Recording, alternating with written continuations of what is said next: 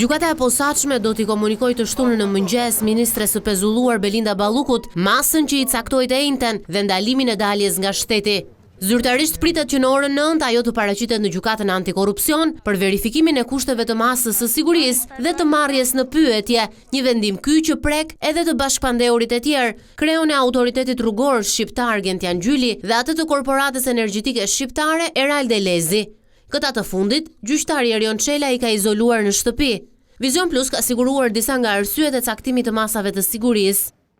Ekzistojnë shkaqe të rëndësishme që vënë në rrezik marrjen ose vërtetësinë e provës në funksion të hetimit të kësaj çështjeje, pasi për shkak të detyrës që ushtron e pandehura Belinda Balluku, aktualisht me funksionet e larta shtetërore, zëvendës kryeministër dhe ministër i energjisë dhe infrastrukturës, por edhe të pandehurit e tjerë Gentian Gjyli dhe Eral Delezi, ekziston mundësia që ata të ndërhyjnë dhe të ndikojnë në prishjen ose azgjësimin e provave, në krijimin e rrethanave që vështirësojnë mbledhjen e provave.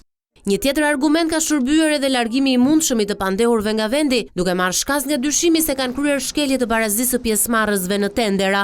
Në lidhje me ekzistencën e rrezikut të largimit të pandehurve, gjykata vlerëson se në rastin konkret ekziston rreziku i të pandehurve nisur nga sanksioni dhe marzhi i lartë që parashikon ligji për veprën penale që ata dyshohen, konkretisht nga 1 deri në 5 vjet burgim. Jo vetëm kaq, por gjyqtari Çela thotë se të bashkëpandehurit janë në kushtet për të kryer krime të së njëjtës natyrë. Gjykata vlerëson se në rastin konkret për shkak të rrethanave të faktit dhe personalitetit të pandehurve, duke qenë në ushtrimin e funksioneve respektive të tyre për shkak të detyrës, ekziston rreziku që ata të kryejnë krime të njëjtit lloji me atë për të cilin po procedohen. Më 31 tetor, prokuroria e posaçme e vuri në akuzë Belinda Ballukun për tenderin e tunelit të Llogaras me vlerë 189 milion euro. Sipas PAK, numri 2 i qeverisë bashkëpunoi me 5 zyrtarë dhe anëtar të vlerësimit të ofertave, të cilët gjithashtu janë marrë të pandehur.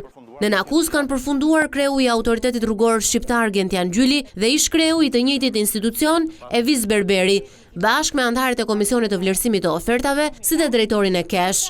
Tenderi është zhvilluar fillimisht me 11 dhjetor të 2020-s, por më pas u anulua dhe u rihap në 22 qershor 2021 me fond limit 18.9 miliard lek pa TVSH.